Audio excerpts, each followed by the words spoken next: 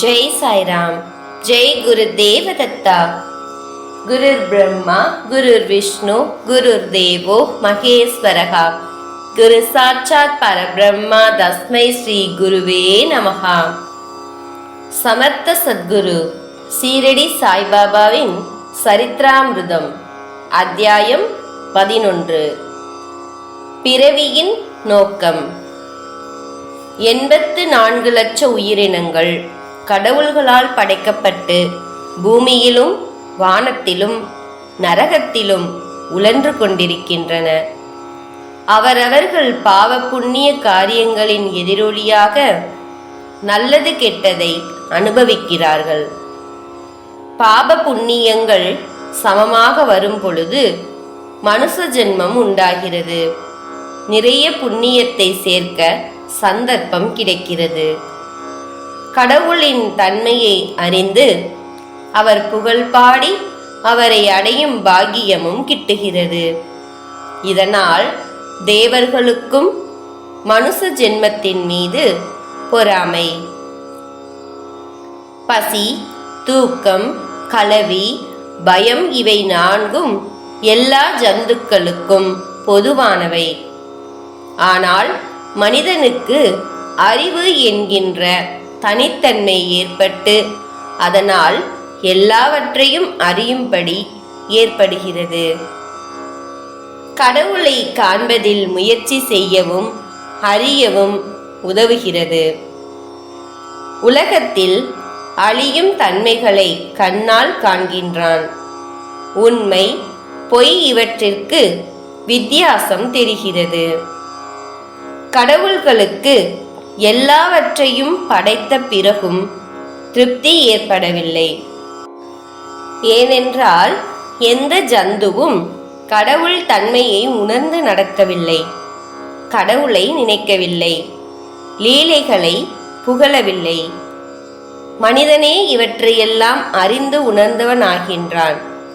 ஆகவே மனித ஜன்மம் கிடைத்ததற்கு ஒரு அதிர்ஷ்டம் வேண்டும். ஏனென்றால் பாபாவின் பாதங்களில் சரணமடைவதற்கு ஒரு சந்தர்ப்பம் கிடைக்கிறது அல்லவா?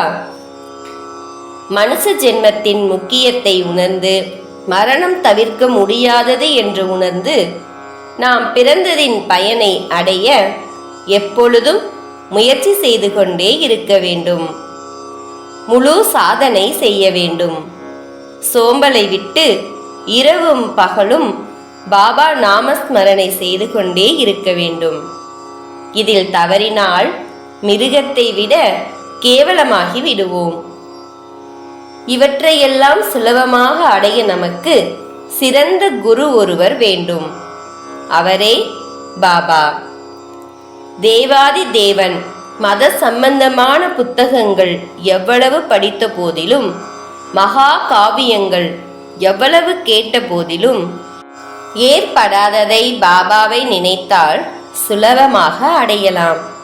எவ்வளவு நட்சத்திரங்கள் சேர்ந்தாலும் எப்படி சூரியனுடைய ஒளிக்கு நிகராகாதோ அவ்வாறே பாபா எல்லாவற்றிற்கும் மேம்பட்டவர் ஆகின்றார். அவர் வார்த்தைகளும் நடத்தையும் நல்ல பாடத்தை கற்றுத்தருகின்றன. மன்னிக்கும் தன்மை, சாந்தம், பற்றற்றிருத்தல், தர்மம், பெரும் தன்மை, மன அடக்கம், கர்வமின்மை முதலியவை சாய்பாபாவால் பக்தர்களுக்கு சுலபமாக வந்தடைகின்றது. பாபா பக்தி மார்க்கத்தில் சுலபமாக இழுத்து செல்கின்றார். எல்லோரிடத்திலும் பாபா கடவுளை காண்கின்றார். இன்பம் வந்தாலும் துன்பம் ஏற்பட்டாலும் ஒன்றாகவே மதிப்பார். ராஜாவும் ஏழையும் ஒன்றே. பிச்சைக்காரர்களையும் அவர் பார்வை ஒன்றே ராஜாவாக்க முடியும். பாபா தினந்தோறும் சில வீடுகளில் வாசலில் நின்று, பெண்ணே, எனக்கு ஒரு துண்டு ரொட்டி கொடு என்று கேட்டு பிச்சை எடுப்பார். ஒரு கையில் டம்ளரும் வேறொரு கையில் ஜோலி போன்ற துணியின் மடிப்பும் வைத்திருப்பார். டம்ளரில் சூப்பு, காய்கறிகள், பால், தயிர் முதலியவற்றை ஏற்றுக்கொள்வார். துணியில் சாதம், ரொட்டி போன்றவற்றை ஏந்திக் கொள்வார். பாபாவின் நாக்கு ருசியற்றது, கட்டுப்படுத்தப்பட்டது.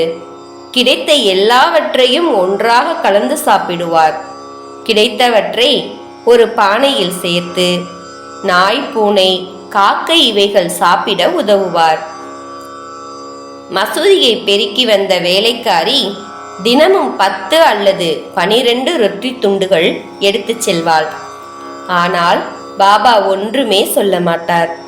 சீரடியில் முதலில் பாபாவை மக்கள் ஒரு பைத்தியமாகவே கருதினார்கள். ஆனால் அவர் லீலைகளை நாள்தோறும் அனுபவித்து அவரை எல்லோரும் தெய்வமாக கொண்டாடினார்கள். தாத்யா கோத்தே பாட்டிலின் தாயார் பெயர் பைஜாபாய் என்பவள். மதியத்தில் ஒரு கூடையில் ரொட்டியும் காய்கறி வகைகளையும் தலையில் சுமந்து பாபாவை காட்டில் தேடி செல்வாள். 3 மைல் தூரம் முட்புதர்களையும் பாராமல் நடந்து சென்று பாபாவை கண்டுபிடித்து அவர் பாதத்தில் விழுந்து நமஸ்கரிப்பாள். பாபா துளியும் அசையாமல் தியானத்தில் ஒரு கல்லின் மீது வீற்றிருப்பார்.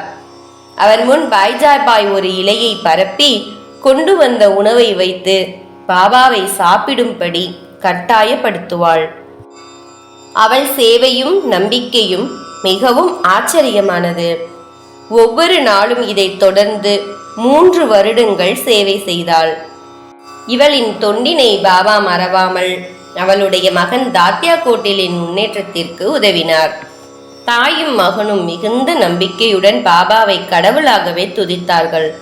பிறகு பாபா காட்டிற்கு செல்வதை நிறுத்தவே பைஜாபாயின் கஷ்டங்கள் முடிந்தன. பாபாவின் சேவை அவரோடு சேர்ந்திருப்பது ஆகியவை மிகுந்த அதிர்ஷ்டமுள்ள செய்கைகளாகும். தாத்யா கோத்தே பாட்டிலும் மகள்சாபதியும் பாபாவுடன் படுத்துறங்கினார்கள். இரவில் வெகு நேரம் வரையில் மூவரும் ஒன்றாகவே தூங்கினார்கள். தாத்தியாவின் தகப்பனார் இறந்த பிறகு தன் வீட்டிலேயே படுத்துக்கொண்டார். ஆனால் மகள்சாபதி பாபா சமாதி அடைகின்ற வரையிலும் பாபாவுடன் படுத்துறங்கினார்.